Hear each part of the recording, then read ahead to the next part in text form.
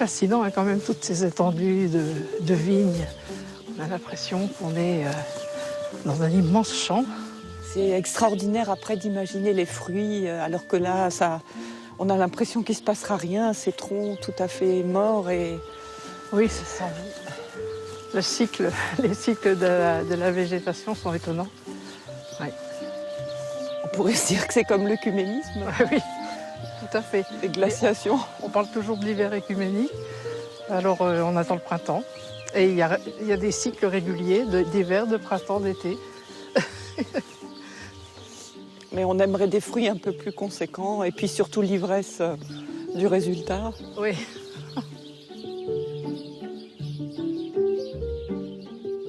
Je suis Elisabeth Parmentier, théologienne protestante, membre du groupe des Dombes et engagée de longue date dans l'œcuménisme. Anne-Marie Petitjean, religieuse, théologienne et engagée dans l'œcuménisme. Ce qui me frappe dans la Bible, c'est que c'est rempli d'histoires où ils promettent à manger. Et donc, le pays de la terre promise où coule le lait et le miel, et puis les récoltes, jusqu'au repas de Jésus avec des tas de personnes dans le Nouveau Testament, les multiplications des pains. Bien avant l'Eucharistie, on a des tas d'histoires de nourriture. On raconte qu'avant d'entrer dans la terre promise, ils envoient des émissaires pour voir si c'est une terre qui sera viable. Et ils reviennent avec une grappe de raisin. Ils sont deux avec une perche, avec une grappe de raisin énorme au milieu. Et quand ils arrivent au milieu des leurs, ça leur fait peur. Ça leur fait peur. On n'arrive pas à croire à la gratuité et au don. Que Dieu donne, ça, on n'arrive pas à y croire. C'est trop beau pour être vrai. Il nous a amenés dans ce lieu. Et il nous a donné ce pays, un pays ruisselant de lait et de miel. Tu te réjouiras avec le Lévite et avec l'immigré qui sont en ton sein pour tous les biens que le Seigneur ton Dieu t'a donnés à toi et à ta maison. Il faut être cohérent, quoi. Si on dit que la vie vient de Dieu, il faut que Dieu se débrouille pour nous maintenir en vie. Hein. Et donc le don de la nourriture et recevoir la nourriture comme un don, c'est recevoir la vie. Et finalement, la grappe géante, si on suit la logique chrétienne, c'est le Christ lui-même. Ah oui, tout à fait. Une autre image qu'on a, c'est le pressoir mystique. Le Christ qui est foulé comme on foule du raisin et c'est le sang qui est comme du vin ou le vin qui est comme du sang. Je suis la vigne, vous êtes les sarments. Celui qui demeure en moi, comme moi en lui, celui-là porte beaucoup de fruits. Ce qui m'intéresse beaucoup dans les textes du Nouveau Testament, c'est ces histoires de repas où Jésus invite à sa table, et c'est quand même une table ouverte. Alors que nous, aujourd'hui, on a quand même tendance à faire des tables dans nos communautés, on reste entre affinités. Je trouve qu'on a beaucoup de mal, en fait, à réaliser qu'on a besoin de s'ouvrir à d'autres qui pensent autrement.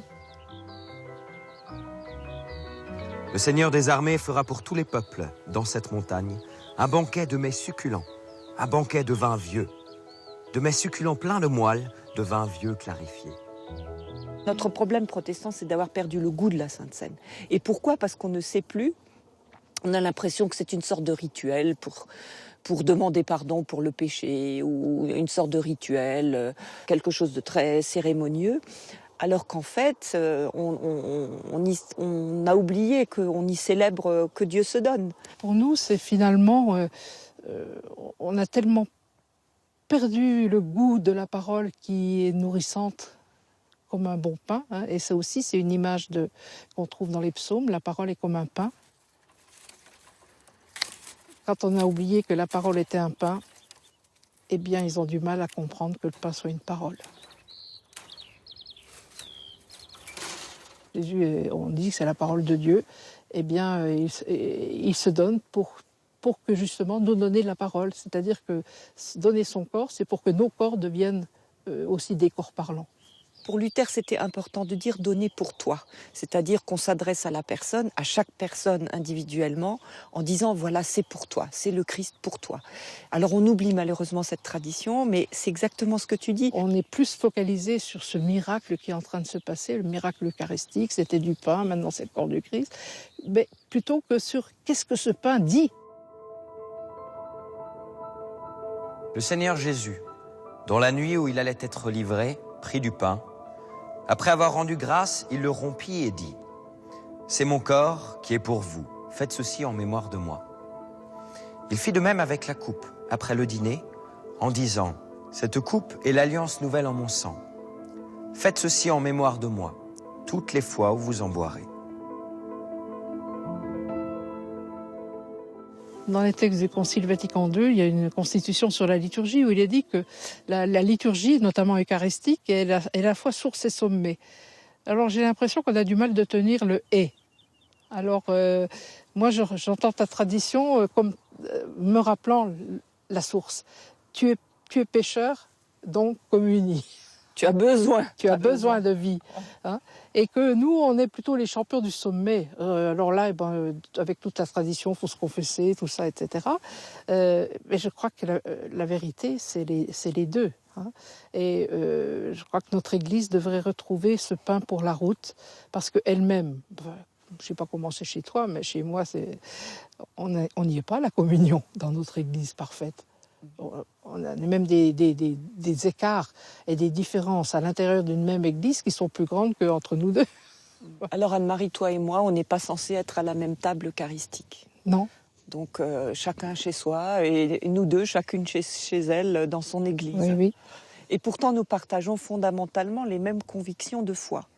Alors la question se pose, et je crois que c'est pour ça que nous sommes toutes les deux dans ce mouvement œcuménique, comment est-ce possible de dire nous partageons une même foi fondamentale et néanmoins nos églises restent séparées, donc nous ne pouvons pas normalement partager ce repas.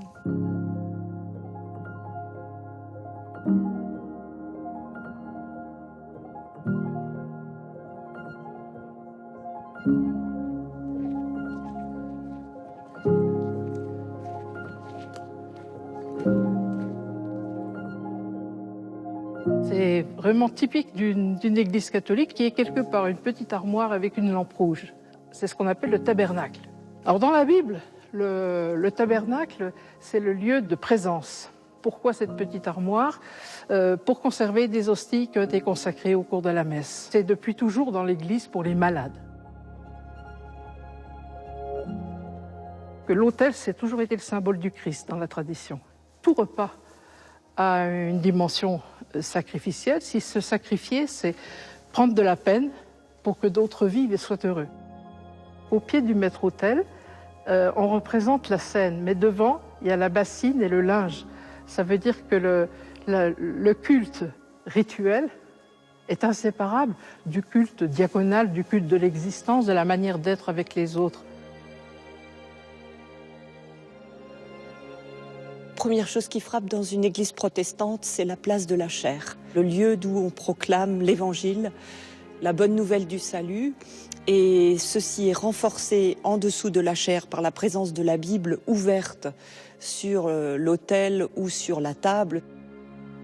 La Réforme a évidemment polarisé la lecture biblique et la parole biblique par opposition à l'Eucharistie catholique, parce que la contre-réforme était virulente et que les protestants se sont polarisés sur l'autre aspect qui est l'annonce de la parole.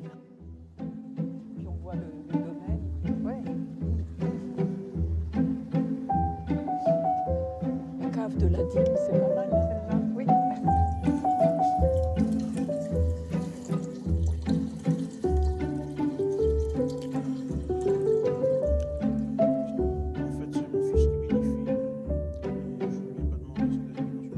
Alors Eucharistie, littéralement, ça veut dire bonne grâce. C'est une prière pour dire merci parce que Dieu nous donne des bonnes choses. Et la Sainte Seine, en fait, on a gardé le terme qui signifie le repas. La Seine, c'est le repas en latin, le repas du Seigneur.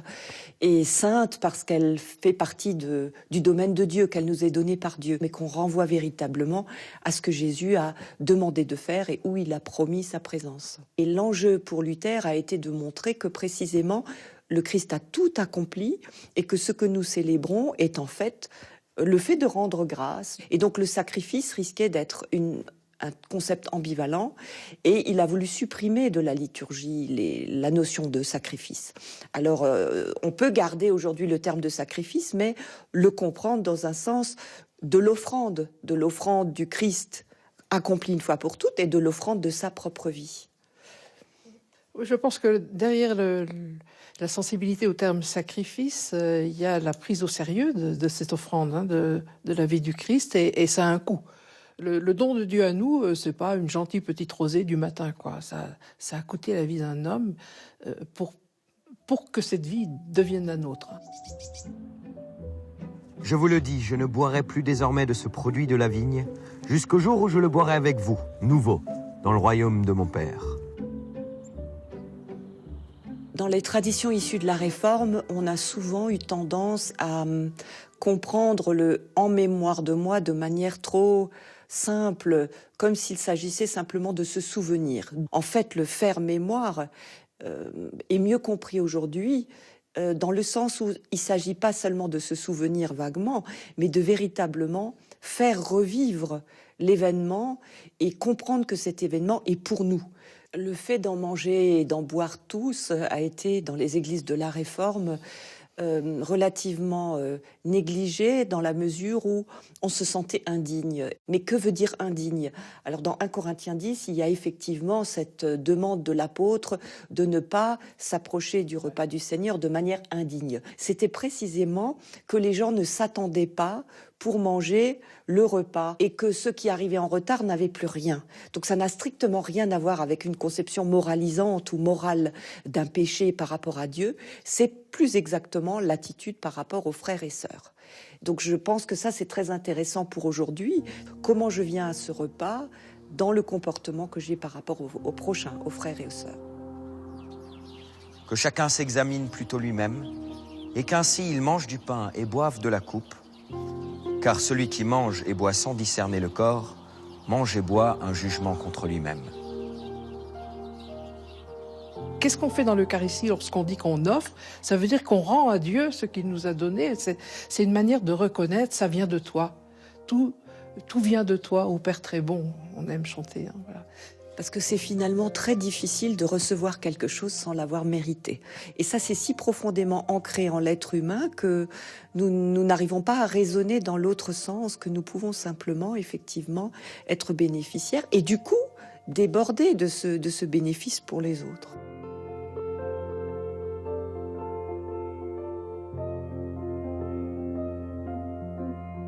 Est-ce qu'on prend au sérieux la foi eucharistique des uns et des autres? Est-ce que vous, catholiques, vous considérez que chez nous c'est sérieux quand on va à la Sainte Seine? Est-ce que notre foi est sérieuse? Ou est-ce qu'on est juste en train de partager un repas d'amitié? C'est vrai que là aussi, il y a eu toute une série de malentendus. Il est encore pas rare que des catholiques te disent comment tu vas chez la formule, mais enfin, bon, ils ne croient pas à la présence réelle. Qu'est-ce que ça veut dire croire à la présence réelle? Tout le monde, toutes les églises croient à la présence réelle. Aujourd'hui, ce malentendu est levé. La question, c'est comment on en rend compte, avec quels mots on essaye d'exprimer ce mystère de foi. Nous affirmons tous ensemble qu'il y a vraiment une présence du Christ qui vient rencontrer le croyant et qui vient à la rencontre de la foi des croyants et qui suscite la foi, mais nous le disons dans des catégories philosophiques différentes et nous accordons aux espèces une importance différente.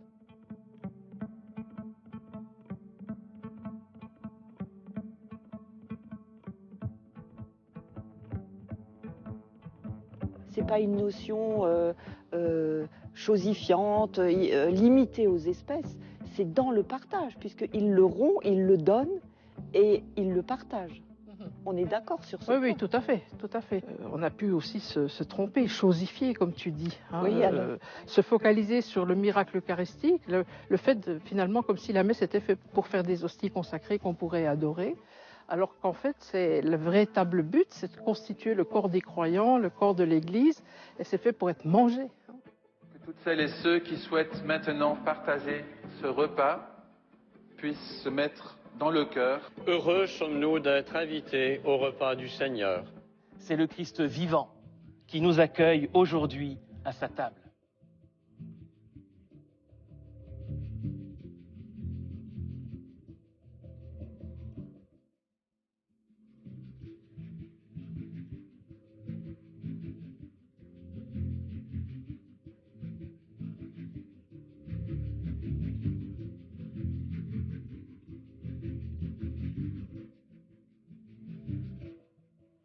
Le corps du Christ, il dépasse une église. Donc aucune église ne peut dire « ça ne se passe que chez nous ». La vraie Eucharistie ne peut être que chez nous. Même l'Église catholique ne le dira pas, puisqu'elle reconnaît à Vatican II qu'il y a des éléments de sanctification dans d'autres églises.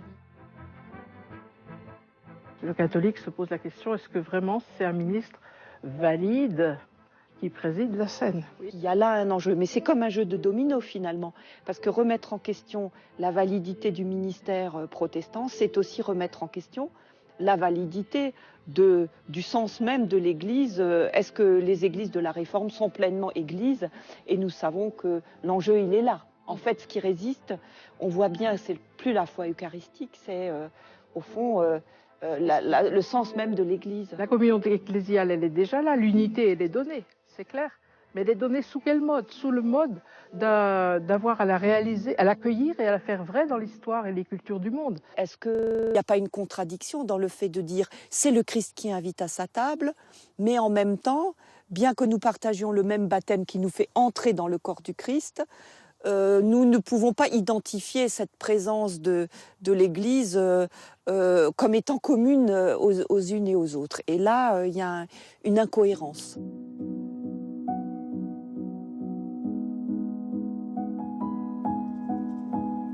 Ce n'est plus lui qui est global. Non, je t'en prie. Oui. Parce que ça a changé. L'Institut d'études œcuméniques, avec les deux autres instituts, celui de Tübingen qui est œcuménique et un institut protestant de Bensheim, a rédigé cet ouvrage qui est un plaidoyer pour l'hospitalité eucharistique avec 7 thèses. Et le but était de montrer qu'aujourd'hui, il est possible de partager l'Eucharistie, évidemment sous forme d'hospitalité. Et pour une raison très précise, c'est que les dialogues œcuméniques ont permis à des groupes d'avancer et qu'il n'est plus aujourd'hui possible de simplement interdire à ces groupes qui sont dans une foi partagée, œcuménique, de leur interdire tout simplement de partager aussi l'Eucharistie. La première thèse est la plus provocatrice. Ce qu'il faut justifier, ce n'est pas l'admission des chrétiens baptisés au partage de l'Eucharistie, mais l'interdiction d'y participer. En d'autres termes, aujourd'hui, il faut dire pourquoi c'est interdit d'y participer. Pourquoi l'hospitalité eucharistique n'est-elle pas possible, alors que précisément les groupes œcuméniques partagent une foi commune?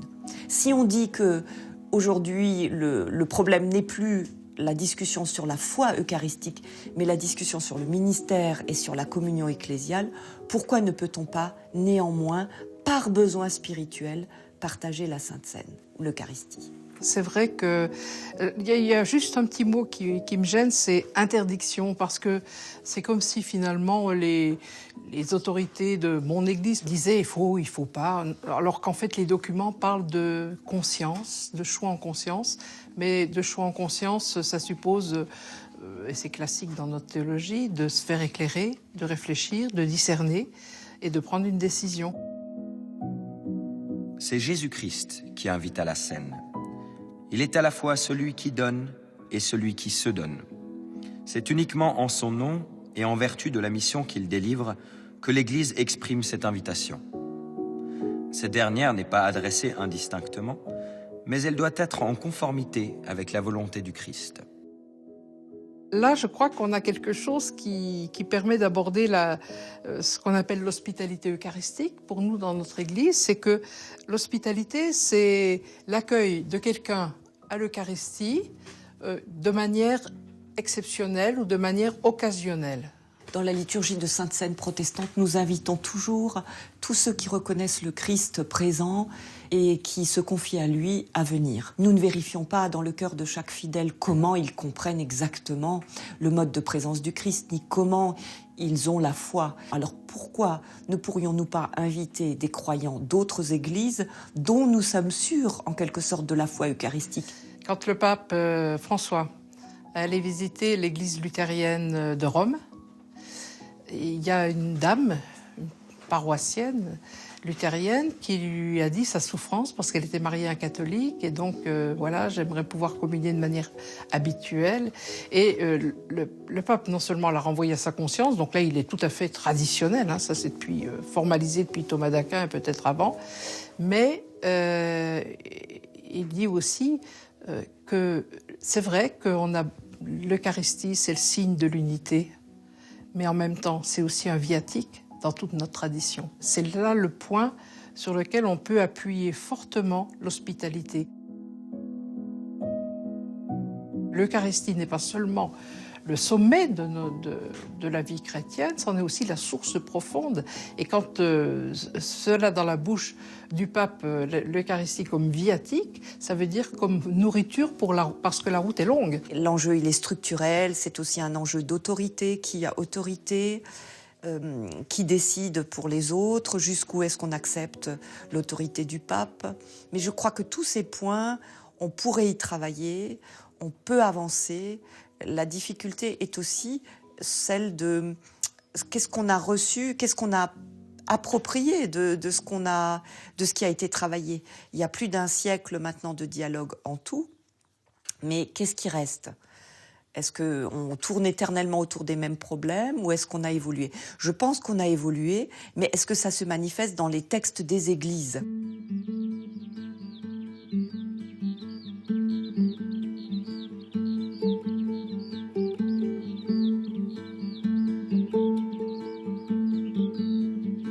Ils étaient assidus à l'enseignement des apôtres, à la communion fraternelle, au partage du pain et aux prières.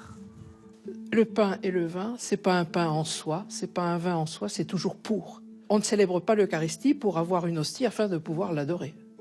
Non, on célèbre l'Eucharistie pour constituer le corps du Christ aujourd'hui. Qu'on reste en prière devant ce mystère, en prolongeant un peu ce qu'on a vécu lors de l'Eucharistie, c'est légitime. Mais c'est vrai qu'on peut se tromper de but et oublier la finalité de l'Eucharistie. Voilà. L'hospitalité eucharistique demeure très limitée. Et le fait qu'on ne puisse pas communier ensemble demeure une épreuve. Dans la situation actuelle de nos églises, nous sommes plus que jamais invités à la vigilance, au discernement des esprits, au combat spirituel. Nous avons dû apprendre, côté protestant, effectivement, à respecter aussi ce que deviennent les éléments après ce partage. Et ça, c'est un processus qui n'était pas évident, puisque si c'est dans le partage que le Christ est présent, une fois le partage réalisé, ce sont les croyants qui deviennent le corps du Christ et qui le transportent vers l'extérieur. Donc il était logique dans cette compréhension de ne pas prêter particulièrement attention aux espèces. Ce qu'on fait maintenant du fait du dialogue et de l'apprentissage que ces églises ont suivi. Un des rites les plus importants pour moi à la messe, c'est la fraction. C'est-à-dire que c'est en mangeant au même pain, mais pas n'importe quel pain, hein. Un pain que Jésus a pris dans ses mains en rendant grâce pour la vie reçue, pour tout ce qui vient de Dieu depuis toujours et pour toujours. Et alors à ce moment-là, dans une telle confiance, vraiment, il peut le partager aux autres. Et donc ce qu'on va adorer, c'est pas une chose en soi, toute ronde, toute pleine, c'est un pain cassé, c'est une vie offerte. Et là, on retrouve la dimension de sacrifice. Hein. C'est comme une mère de famille, elle se casse pour que les enfants puissent être à l'école à l'heure, pour qu'ils puissent réussir dans leurs études, etc. Il y a toujours, dans toute vie vraiment humaine, dès qu'on aime, il y a un aspect sacrificiel.